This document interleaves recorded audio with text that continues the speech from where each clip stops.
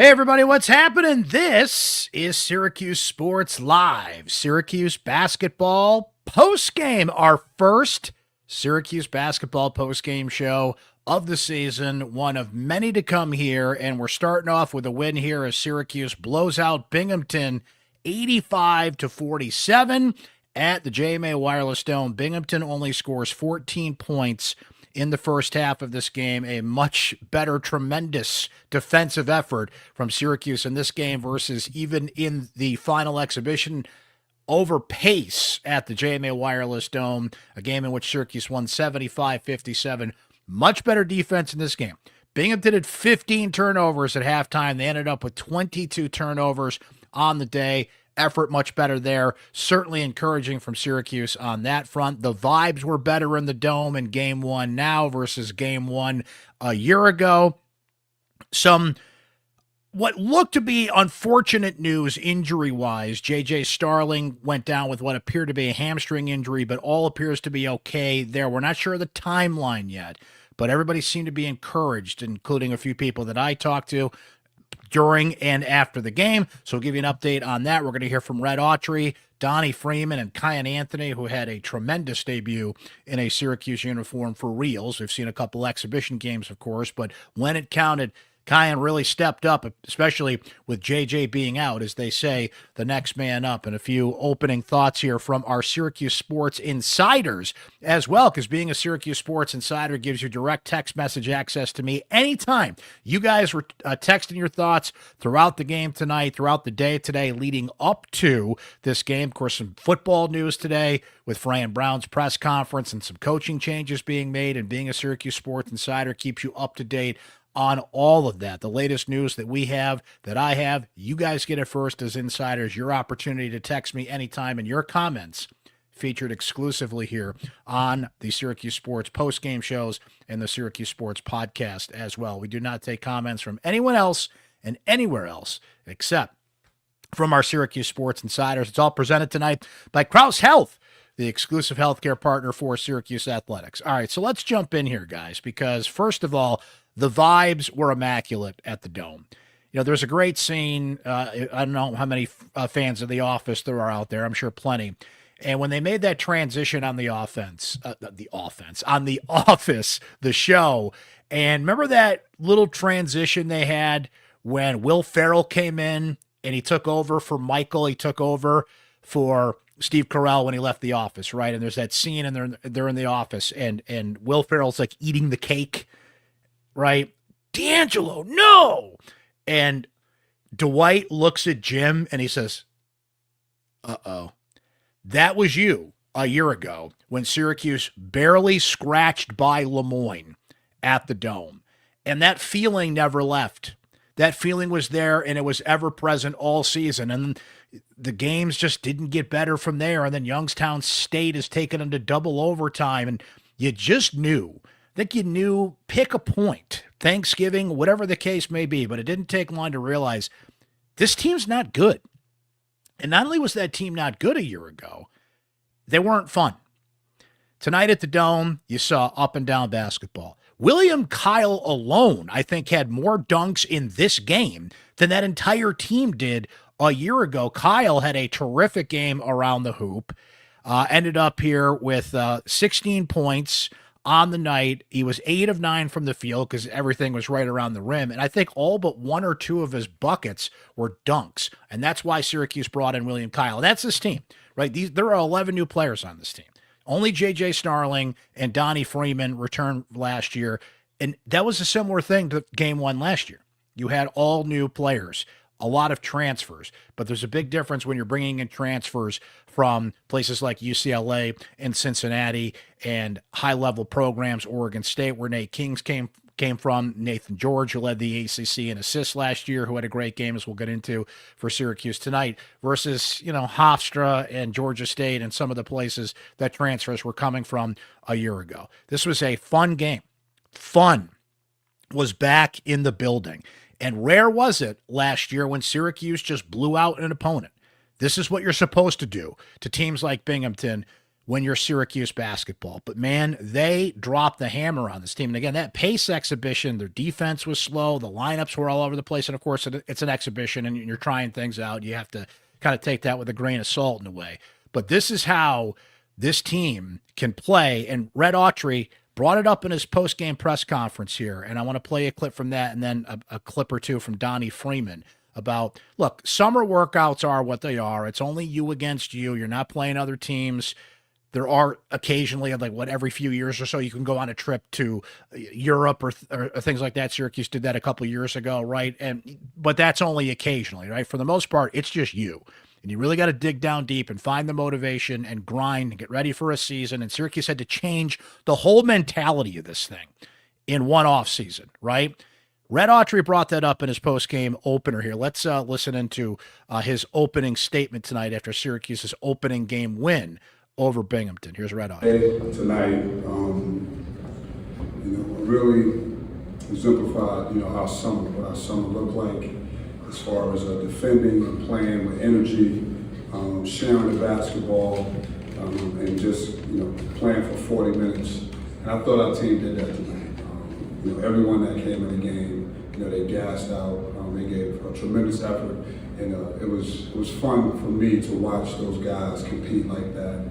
And so that's what we worked on, and that's how we will continue to build on that. But I was really excited for this group, excited to watch these guys compete, and it was fun to watch these guys compete tonight. Did you notice what Red said right at the beginning there about how they played in the summer, the intensity in which they brought it up? So I asked some guys in the locker room about that. I want to play this clip from Donnie Freeman, who had a smile on his face when I said, Red referenced that he liked how you played tonight because it was like the summer. And here's Donnie getting back to that summertime feeling that team wanted to get back to and did. Honestly, for us, it's a new season. I flushed everything that happened last season.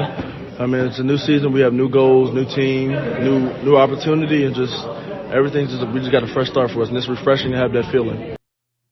One more from Donnie Freeman here on just what we were talking about. The intensity, the athleticism, the aggression, everything like this. That was Red's type of game. If you couldn't tell, I'm pretty sure he's a little jollier in the press conference. But this is how we want to play, and we're going to keep building off it. And we're not even scratching the surface yet where we're going to be. Kiyan Anthony, I don't have that clip here. I'll give you another clip from Kai coming up here shortly. But one thing that he said was we were darn near fighting each other in the summertime, right? So, look, you hear stories about this, but it did feel like this team bonded a little bit more, went at it a little bit more, had more intensity in the summer. So Red saw that in this game. Now, eventually that's going to fade out and has to be what you're doing when it counts in the fall. But he was happy about that. Look, it was just fun in the Dome tonight. It was, frankly, it was a relief in the Dome tonight. When there's a couple different kinds of quiet. There was the quiet when they started against Moyne last year, and everybody's looking around saying, what the hell's going on right now? And then there's the quiet of where you're just relaxed and you're enjoying yourself and you're like plotting your exit about it. And we're going to go at the 8-minute timeout, the 7-minute timeout. And, I always kind of rag on you guys a little bit because you got to beat the traffic home. But considering like every piece of blacktop in Onondaga County is being worked on at the same time, like, I don't blame you for wanting to beat the traffic and navigate your way around the ocean of orange cones that are in central New York right now. But different kind of quiet, a relaxed quiet tonight. Red brought up the ball movement out there tonight. 20 assists to just 5 turnovers. Much better. Right? A lot of dunks at the rim. Donnie Freeman leads the way with 20 points, battling inside. It's a bad team that they played. This is by design. And by the way, they kept that lineup in right till the end. They kept that lineup, and you look up, we're not seeing any human victory cigars coming into this game. Right? You're not seeing the walk-ons come into this game. You are leaving in your starters, not only because they need time to gel, but this was by design of what they did in this non-conference slate with Binghamton and Delaware State and some of these teams. Now, obviously, they're going to play some really good teams in Vegas. You've got to pump up that non-conference slate as well. But margin of victory matters. The committee has shown that they're going to look at your resume. When you play teams like this, you better beat them. So you're not going to see as many walk-ons. Not that there are any walk-ons on the roster anymore, but you're not going to see the guys at the end of the bench. So all Noah Lobdell fans out there, you're not going to see a lot of them in these kind of games, even when you're up by 20, 25 points. because you've got to impress the committee. You have got to put big numbers up. So check box on that. Game one, Syracuse got that out there tonight. So look, the encouraging things are they're moving much better on defense. They were moving the ball. They were having fun. It was up and down basketball. I gave you some of the numbers here, just looking at some other things tonight. So Donnie Freeman led the way with 20 points tonight. William Kyle III, 16 points on the night. We brought up Kiyan Anthony, okay? How dare I be a basketball post-game show 10 minutes in, we haven't mentioned Kai. It was pretty fun watching him out there tonight. There were a couple of shots, and I don't want to do this all year. It's just kind of hard not to notice. He did look like Carmelo. There was a step-back jumper. He took it. Everybody takes these shots in basketball these days, but I looked at Mike Waters, who was sitting right next to me, and Mike was like, "Don't do it." I'm like, "Come on, man." He just looked like Melo. He just looked like him. Some of our insiders were texting me, some of you guys that were at the game. It's hard not to think that, right? Like, who taught him how to play that way? But he showed off a little bit of everything tonight. Gets to the rim, dunks, slaps the backboard, step back jumper, had a couple nice lob passes out there tonight, can shoot from the wing. The best way I can, and it's only one game, I get it, but the best way you can describe his game, if this was your first real experience watching Kiyan Anthony for, a 40-minute game, was, and he had to play a lot more with JJ out tonight, as we'll update you here on that in a second, smooth. His game is smooth. He glides to the hoop. He is smooth. Now, I'll be curious how he can step that up when Houston and Kansas and Tennessee and some of these tough matchups are on the slate in the next month, guys. We're not talking about way down the road. We're talking about 4 or 5 games into the schedule when things are really going to ramp up here for this team. So I want to see him match that speed against those kind of teams, but a smooth game for him. And it was a big deal. There was a documentary crew. I took a picture of it. I should show it to you here on the pod, but boom mics are always a sign that documentary crews are around. And there were like 2 or 3 really expensive looking cameras in the locker room. So they're filming a documentary, which I believe is kind of a link between Carmelo and Kiyan Anthony. And it's just different around the team when you have that level of a star. Lala Anthony was courtside tonight. So there's that kind of fun and that kind of energy and that kind of difference around this team. And again, I know it's only one game, but that was just such a difference than what we saw and felt from a year ago, right? So the one concern you take away from tonight is Syracuse was 4 of 21 from three-point range. Yikes. And those are good shots they're getting. And I think there's a little bit too much settling for threes. These guys all love to take threes. They're a noticeably better three-point shooting team. Nate Kings didn't have a great debut tonight. I think he's still getting used to shooting in the Dome, the depth perception of the Dome. They've practiced in there. It's not like tonight was his first night there, but it takes a little bit to get used to it. But he is a noticeably better three-point shooter. He was 0 for 3 tonight, but he's got a great stroke. And I think you're going to see that come around. Tyler Betsy likes to hit threes. Tyler Betsy can hit threes, but it can't be at the expense of just settling for threes. This team took 21 threes tonight. They only hit 4 of them. You got to take the three in this modern era of college basketball. I get it. But if they could shave off some of the settling for threes, move the ball, get it inside, and they did tonight, don't get me wrong, with Donnie, certainly with William Kyle, that adds an element they didn't have last year. But that's the one bugaboo you take away from your first game. If you're going to get 20, think if they hit their threes tonight. They scored 85 points and were 4 of 21 from three-point range. But if you're going to beat and compete with some of those high-level teams on the schedule, Houston, Kansas, whatever that third game in Vegas is, Tennessee, you got to hit threes. So work the kinks out, game one, all that. There are better three-point shooters on this team. That's the concern. Last year, they just didn't have anybody that can consistently hit threes. They do have three-point shooters this year. They have a few three-point shooters this year, so you got to be better than that. Okay, JJ, thankfully seems to be okay. So first half, he went down. He was in a lot of pain. He goes into the locker room. His family follows him in a short time later, which is usually not a good sign. I mean, they were concerned about him, of course. And you're kind of wondering what's going on. There was speculation he was kind of holding his hamstring. He was noticeably grimacing, just didn't look good. And look, JJ, of course, had the injury last year. That was a hand situation. Now he's holding his lower body. if you will. JJ comes back out. He was on the bench for a while. He was sitting on the bench, but as the game progressed, he would get up. He would go into timeouts. So, and there were even times there were some players saying in postgame afterwards that he was coaching them on the bench. Read Autry here on JJ when asked about him in postgame. Here's what he said. Fine, lower leg injury, I guess, but I think I'm sure he'll be fine. This team, you talk about depth, and I believe this team really does have depth. Anyone that can come in the court can contribute and make an impact. So, when JJ went down, we just, went to the next man up. You hear that a lot, but that's what this team can do. As far as we miss one guy. We've had that in the summertime as well. The practices have stayed, the competitors have stayed. So, it's a good thing to have, the roster that we have. That is Red Autry on JJ Starling. Man, they just don't want JJ and Donnie Freeman to play at the same time, do they? They did not overlap at all, or not much last year. I think it was only, 4 or 5 games. JJ first game, first half, first 5-6 minutes. Already a big concern.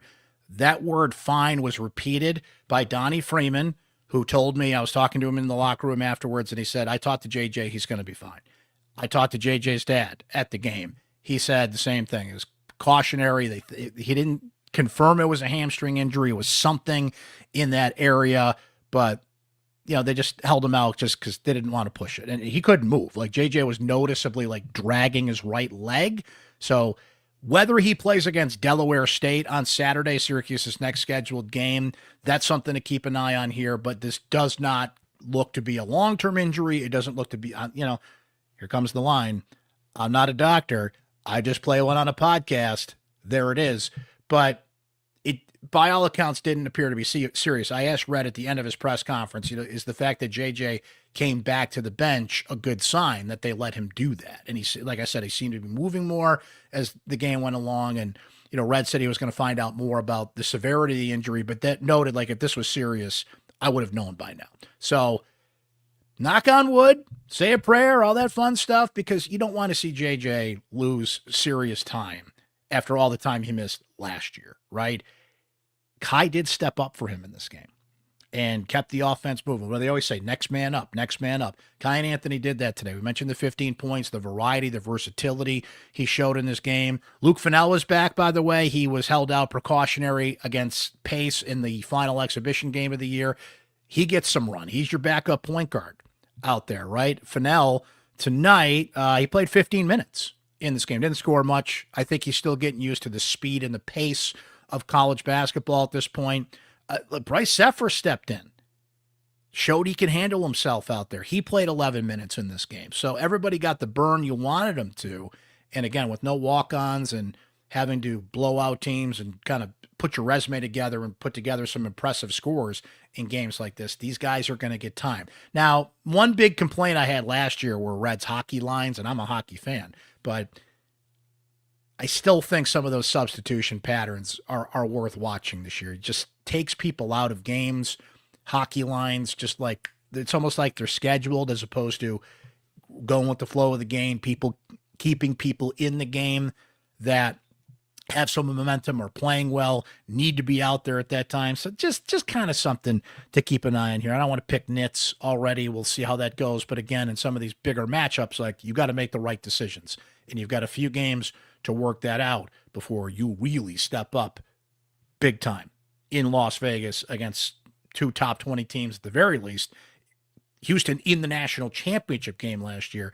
Kansas is Kansas, and whoever that third team is going to be a quality opponent. So you got to get ready for that stuff. And that's why the starter stayed in late, and you're trying to get this team to come together as much as they possibly can here with so many new guys out there. I wanted to play that Kiyan Anthony clip that I mentioned. He talked about how he got a phone call from his dad today with him making his Syracuse debut. Carmelo was not at this game tonight, but did talk to his son, and as Kai said, it was a pretty emotional. Something it felt like yesterday when they won the championship. So all of these years going by to see his son put on the same jersey he put on, it's definitely a blessing, and I only can imagine, how he felt watching his son put on the jersey.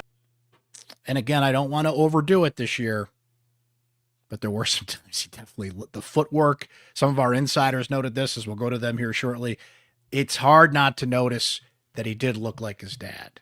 Now, completely different games, in some ways, some similarities. He's not Carmelo. He's not on the level Carmelo was. I don't want to make that comparison other than by last name, but it's hard not to notice some similarities in their games as well.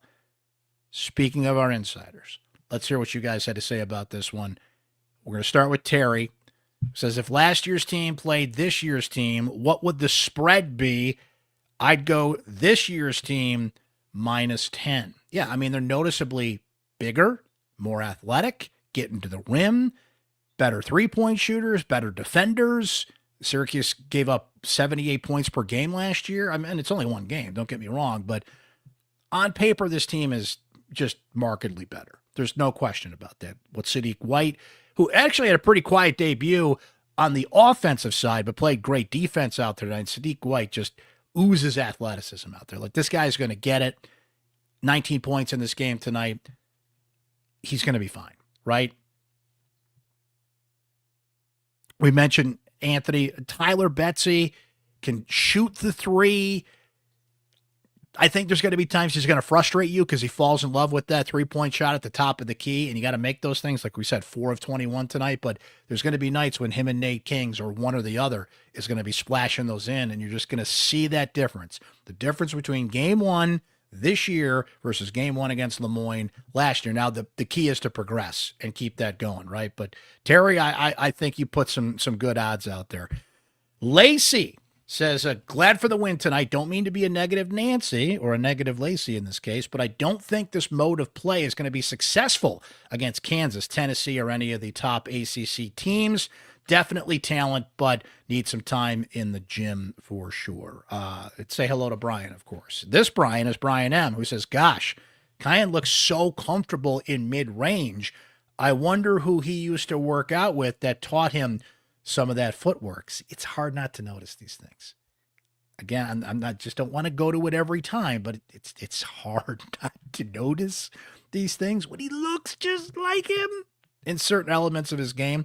Michael S. says 20 assists, 5 blocks, 11 steals, and this one is all caps, and only 5 turnovers. Again, I realize this is Binghamton, but this is the most complete performance I've seen in who knows how long. Sean notes this: Nate Kings, to me so far, is their biggest liability. Not much he offers outside of threes. Tyler Betsy seems to force play. If he slows down and just balls, he'll be all right. But Sean adds this: the biggest wow is William Kyle. He can play. If he keeps his game at the rim in both sides, he will be the X factor this year. He is so explosive around the rim. They said Adrian Autry made a crack about what people were saying about William Kyle. Like, he's undersized, he's only 6'9". And look, they play some bigger centers along the way. It's going to be interesting to see how they handle that, because that's what they lack. They don't have bulk in the paint. They just don't have it, right? But what they lack there, they make up for in athleticism with William Kyle, for sure. David says, is Binghamton really that bad, or is Syracuse's defense playing good today? I hate to do the cop-out answer and say a little bit of both, but Syracuse's defense, much more active than they were even against pace. More athleticism out there, getting after it, which they need to. I think Binghamton's pretty bad, though. I'm not going to lie, guys. I think Binghamton's pretty bad. Sacrificial lamb in game one. Matty P says, ask Red if he burned some sage in the building. Just much better juju from this team tonight. So there's some thoughts from the Syracuse Sports Insiders, and being a Syracuse Sports Insider, as mentioned, friends, gives you direct text message access to me anytime. Your thoughts featured here on the postgame show, your thoughts featured on Syracuse Sports. You can text me anytime, your thoughts, opinions, questions, analysis. Just want to shoot the breeze, talk SU Sports. It's crossover season, right? We got football. Yeah, they're still playing. A few more games here. Fran Brown, some interesting coaching changes made today, as we're going to talk about on the pod and leading into Saturday's post-game show against Miami. So they got a few more games. Basketball crossing over here, and they're off to a great start. Much better feeling, much different feeling, much more encouraging feeling after game one this year versus last year, but there's still a long way to go, as they say. And we'll be here doing our Syracuse basketball postgame shows, keeping you guys up to date. So here's the plan for Saturday, by the way. So Saturday is a crossover day because you got basketball hosting Delaware State at the Dome. It's a 1 o'clock tip. Syracuse-Miami football is a 3:30 kickoff in Miami. So what we're going to do on Saturday, guys, is we're going to do a 2-for-1 special. We're going to do one pod, but we're going to talk about both games. So Uncle Brent's going to go to the Dome, watch a little hoops, come back, watch a little football, and we'll do a 2-for-1 post-game pod special when the Syracuse-Miami football game is over right around 7 o'clock or so. So keep that in mind for Saturday. We're going to have a regular schedule of basketball post-game shows. I'll keep you up to date on the Syracuse Sports Insider text line. Keep you guys up to date on the pod here. We'll be doing pods pretty regularly. There might be a few non-conference games. We won't have pods just for various reasons, but pretty regular schedule of basketball post-game shows to add into a few more football post-game shows and, of course, Syracuse Sports. So the best way to keep up to date, guys, subscribe, follow. Follow Syracuse Sports on YouTube. Follow Syracuse Sports on Spotify and Apple and wherever you get your podcasts. That's going to do it for this edition of Syracuse Sports Live, our Syracuse basketball postgame show. We will talk to you Saturday after the Orange take on both Delaware State in hoops and Miami in football. And, of course, subscribe for regular episodes of the Syracuse Sports Podcast as well. Thanks to Krause Health, the exclusive healthcare partner for Syracuse Athletics. The Orange get off to a 1-0 start, beating Binghamton tonight, 85-47. You guys have a great rest of your night. We'll talk to you next time here on Syracuse Sports.